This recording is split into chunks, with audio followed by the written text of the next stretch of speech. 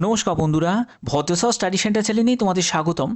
তোমাদের জন্য একটি গুরুত্বপূর্ণ আপডেট জিডিএস এর তরফ থেকে। জাস্ট কিছুক্ষণ আগে একটি নোটিশ জারি হয়েছে জিডিএস এর তরফ থেকে। তোমরা অনেকেই রেজাল্টের জন্য ওয়েট করছো, তার মাঝেই কিন্তু এই নোটিশটা জারি হয়েছে 14ই মার্চ 2025। জাস্ট কিছুক্ষণ আগেই নোটিশটা জারি হয়েছে।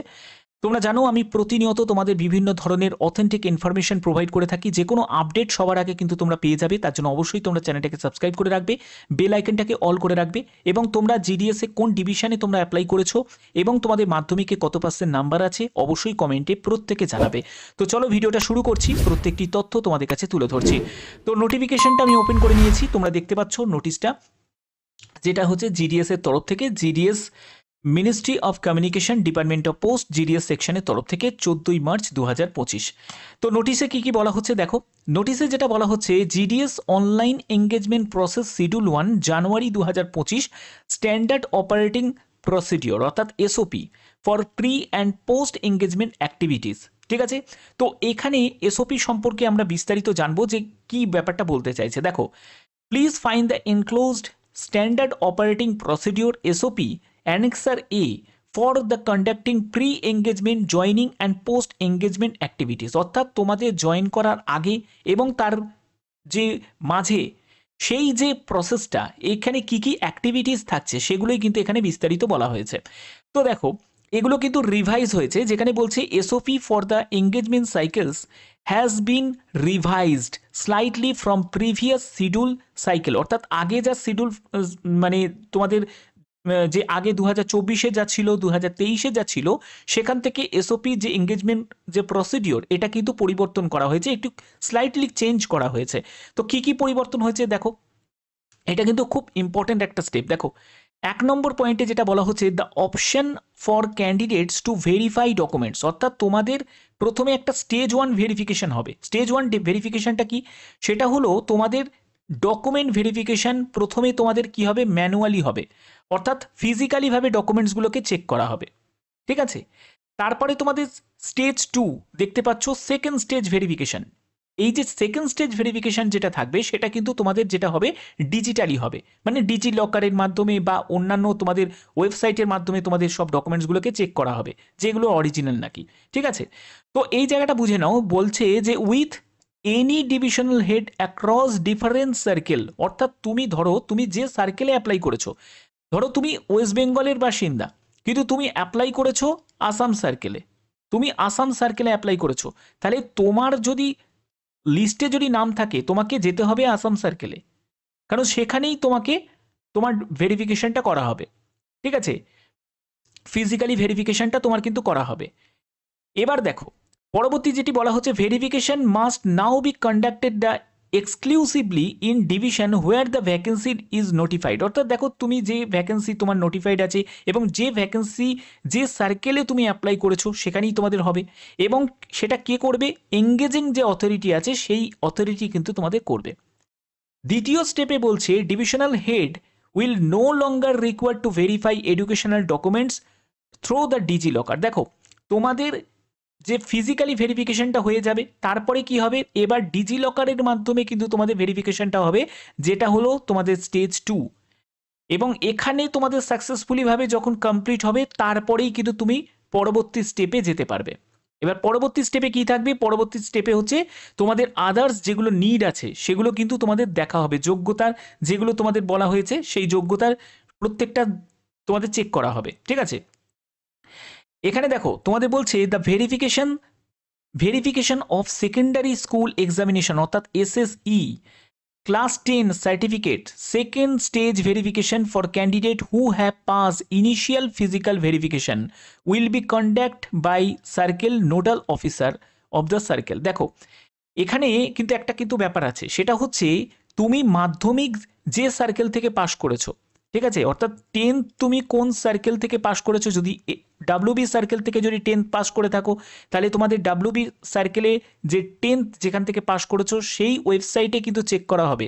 তারা সেটাকে কি করবে, ডিজিটালি চেক করবে ওয়েবসাইট থেকে। ঠিক আছে, অর্থাৎ বোর্ডের থেকে মানে ডাব্লিউবিবিএসি বোর্ড থেকে সেটা চেক করা হবে যে সেই লিস্টে তুমি যে সার্টিফিকেটটা তুমি যেটা শো করছো সেই সার্টিফিকেটটা অরিজিনাল কি ফেক। ঠিক আছে, যাদের ফেক হবে তাদের সঙ্গে সঙ্গে বাইরে বার করে দেওয়া হবে, আর যাদের অরিজিনাল হবে তো সেক্ষেত্রে তারা থেকে যাবে। এরপরে বলা হচ্ছে কি verification will be done via API সেতু যে অ্যাপ আছে তার মাধ্যমেও কিন্তু তোমাদের চেক করা হবে, অর্থাৎ এতগুলো স্টেপ কিন্তু থাকবে। ঠিক আছে, এর পরবর্তী দেখো তোমাদের যেগুলো বলা হচ্ছে সেটা হচ্ছে এর পরবর্তী দেখো এখানে তোমাদের আর একটা কিন্তু ইম্পর্টেন্ট একটা ব্যাপার বলা হয়েছে, সেটা হলো দেখো এই 2 নম্বরে দেখো শর্ট লিস্টেড ক্যান্ডিডেট, ধরো তুমি শর্ট লিস্টেড হয়ে গেছো, এবার শর্ট লিস্টেড যারা ক্যান্ডিডেট আছে আর allowed a total 15 days period from the date of shortlisting reporting the divisional head for verification. অর্থাৎ তোমাদের যে ভেরিফিকেশন ডিভিশনাল হেড আছে সেখান থেকে তুমি ধরো শর্ট লিস্টেড হয়েছো, শর্ট লিস্ট হওয়ার পরে তোমাকে 15 দিন কিন্তু সময় দেওয়া হবে। ঠিক আছে, এই 15 দিনের মধ্যে কিন্তু তোমাকে রিপোর্ট করতে হবে। বলছে the date by which the candidate is required to submit documents, অর্থাৎ তোমাকে কিন্তু ডকুমেন্ট সাবমিট করতে হবে, mail SMS send to the candidate through the portal, পোর্টালের মাধ্যমে কিন্তু তোমাকে ডকুমেন্টগুলোকে সাবমিট করতে হবে। If the candidate fails to report VA মানে verifying authority within the prescribe maximum 15 days, অর্থাৎ ধরো 15 দিন যে সময় দেওয়া হয়েছে এই 15 দিন সময়ের মধ্যে তুমি উপস্থিত হলে না বা কোনো কারণে ভেরিফাই করালে না, ঠিক আছে, এখানে তো উপস্থিত হতে হবে না, এখানে পোর্টালের মাধ্যমেই হয়ে যাবে। তো সেক্ষেত্রে তুমি যদি ভেরিফাই না করাও তাহলে কি হবে, বলা হচ্ছে নন টার্ন অফ তোমাকে ডিক্লেয়ার করবে এবং by the system portal system not allow verification of documents of the candidate, তখন কিন্তু তোমাদের ডকুমেন্ট ভেরিফিকেশনে আর অ্যালাউ করা হবে না এবং candidature of the short listed candidate such cases will be automatically cancelled, অর্থাৎ এটাও কিন্তু একটা প্রভাব পড়বে। ঠিক আছে, এটাও কিন্তু একটা প্রভাব পড়বে, অর্থাৎ অনেকগুলো ব্যাপার আছে। দেখো প্রথমত যারা ফেক ক্যান্ডিডেট যারা আছে তারা যাবে না, ঠিক আছে, ডিভিতে তারা ভুল করেও যাবে না, কারণ তারা জানে তারা সেখানে ফেসে যাবে। অর্থাৎ যারা 90% নম্বর, 95%, 98% নাম্বার যারা ফেক ক্যান্ডিডেট, আমি বলছি যারা জেনুইন তারা তো ঠিক আছে, যারা ফেক ক্যান্ডিডেট তারা কিন্তু সঙ্গে সঙ্গে কিন্তু তারা কি করবে, সংযত হয়ে যাবে এবং তারা ডিভিতে যাবে না। তাহলে ধরো যে মানে তুমি ডিভিশনে তুমি অ্যাপ্লাই করেছো, সেই ডিভিশনে যদি একটা ক্যান্ডিডেট সে যদি 75% নাম্বার পায় কি 80% নাম্বার পায় কিন্তু সে জেনুইন ক্যান্ডিডেট, আর যদি কেউ 95 বা 98% যদি কেউ নাম্বার বসিয়ে রাখে এবং সে যদি ফেক ক্যান্ডিডেট হয় তাহলে কাকে নেবে, যে জেনুইন ক্যান্ডিডেট তাকে নেবে।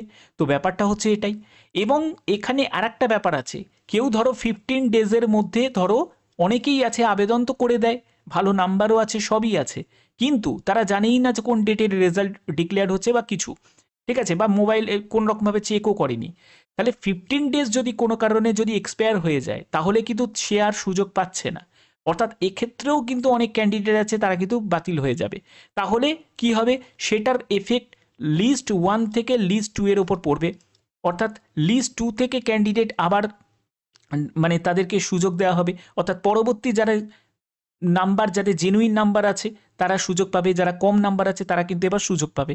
তো এইগুলো কিন্তু এখানে বলা হচ্ছে। তো দেখো আর একটা কিন্তু ইম্পর্টেন্ট, কি কি তোমাদের ডকুমেন্টসগুলো লাগছে এই জায়গাটা তোমরা ভালো করে বুঝে নাও। দেখো বলছে the short listed candidate wheel attending the division, অর্থাৎ দেখো তুমি যে ডিভিশনে অ্যাপ্লাই করেছো সেই ডিভিশনে কিন্তু তোমাকে অ্যাটেন্ড হতে হবে, যেখানে তোমাদের ফিজিক্যাল ভিওডি মানে ভেরিফাইং অথরিটি যে থাকবেন তিনি কিন্তু এগুলো ডকুমেন্টসগুলোকে ভেরিফাই করবে, যেখানে অরিজিনাল ডকুমেন্টসও তোমাকে ক্যারি করতে হবে এবং 2 সেটস সেলফ অ্যাটেস্টেড ফটোকপি ডকুমেন্টসও কিন্তু তোমাদের সাবমিট করতে হবে। কি কি লাগছে, মাধ্যমিকের মার্কশিট খুব ইম্পর্টেন্ট লাগবে, আইডেন্টিটি প্রুফ হিসাবে কি কি লাগছে দেখো, ভোটার কার্ড হতে পারে, তারপরে আধার যদি তোমার থাকে আধার কার্ডও হতে পারে। বাট আধার কার্ডের ব্যাপারটা তোমাদের বলে রাখি, আধার কার্ড কিন্তু ম্যান্ডেটারি নয়, মানে আধার কার্ড ছাড়া যে তোমার হবেই না এরকম কিন্তু কোনো ব্যাপার নেই, কিন্তু যে এই জায়গাটা কিন্তু বলছে যে Aadhaar is not mandatory field online application. দেখো আধার কিন্তু ম্যান্ডেটারি নয়, আধার ছাড়াও যদি তোমার ধরো ভোটার কার্ডও যদি থাকে তাহলেও কিন্তু হয়ে যাবে। অনেকেই আছে 18 বছর হয়েছে আধার কার্ড হয়তো করিয়ে উঠতে পারিনি, তাহলে ভোটার কার্ড দিয়ে করবে, অসুবিধা কিছু নেই, ঠিক আছে। তো ভোটার কার্ড হলেও কিন্তু হয়ে যাবে, যে কোনো একটি গভর্নমেন্ট আইডি প্রুফ হলেই কিন্তু তোমাদের হয়ে যাবে। ওকে, প্যান কার্ডের ব্যাপারটা বলে রাখি, প্যান কার্ডের তো কোনো নিডই নেই, প্যান কার্ডের কোনো গল্প নেই, প্যান কার্ড ছাড়াই হবে। ওকে, তারপরে কাস্ট সার্টিফিকেট, তুমি যদি এসসি, এসটি, ওবিসি, ইডাব্লিউএস যদি হয়ে থাকো তাহলে তোমাদের কিন্তু সেন্ট্রাল ফরম্যাটের যে সার্টিফিকেট সেটা কিন্তু রেডি রাখতে হবে। পিডাব্লিউবিডি সার্টিফিকেট, ইডাব্লিউএস সার্টিফিকেট, ট্রান্সজেন্ডার যদি থাকো তাহলে ট্রান্সজেন্ডারের সার্টিফিকেট এবং ডেট অফ বার্থের প্রুফ। তো ডিওবি সার্টিফিকেট হলেও হবে, অথবা তোমাদের 10th অ্যাডমিট কার্ড যেখানে তোমাদের ডেট অফ বার্থ মেনশন করা আছে। তো এগুলো কিন্তু তোমাদের নিড আছে। ক্লিয়ার? তো আশা করি এই ভিডিওর মাধ্যমে তোমাদের প্রত্যেকটা ব্যাপার তোমাদের কাছে ক্লিয়ার করলাম, একদম স্টেপ বাই স্টেপ ব্যাপারটা বুঝিয়ে দিলাম। ঠিক আছে, ডকুমেন্টস কী কী রেডি রাখতে হবে সেটাও তোমাদের বলে দিলাম। তো আশা করি তোমাদের ব্যাপারটা কিন্তু ক্লিয়ার হয়ে গেল। তো তোমরা যারা যারা রেজাল্টের জন্য ওয়েট করছো, রেজাল্ট তোমাদের খুব শীঘ্রই কিন্তু রেজাল্ট তোমাদের প্রকাশিত হয়ে যাবে, অর্থাৎ 23 থেকে 24 তারিখের মধ্যেই তোমাদের রেজাল্ট প্রকাশিত হয়ে যাবে। হতে পারে 23 তারিখে প্রকাশিত হয়ে যাবে, হতে পারে 24শে মার্চ তোমাদের প্রকাশিত হয়ে যাবে, বা যখনই যা আপডেট আসবে সবার আগে সেই ইনফরমেশন আমি তোমাদের কাছে অবশ্যই পৌঁছে দেবো। তোমরা কমেন্টে প্রত্যেকে জানাবে যে তোমরা কোন ডিভিশনে অ্যাপ্লাই করেছো এবং তোমাদের 10th কত % নাম্বার আছে, তোমরা প্রত্যেকে কমেন্টে জানাবে। আর এরকমই গুরুত্বপূর্ণ অথেন্টিক ইনফরমেশন পাওয়ার জন্য অবশ্যই চ্যানেলটাকে সাবস্ক্রাইব করে রাখবে, বেল আইকনটাকে অল করে রাখবে। এখনের মতো এটুকুই, টাটা।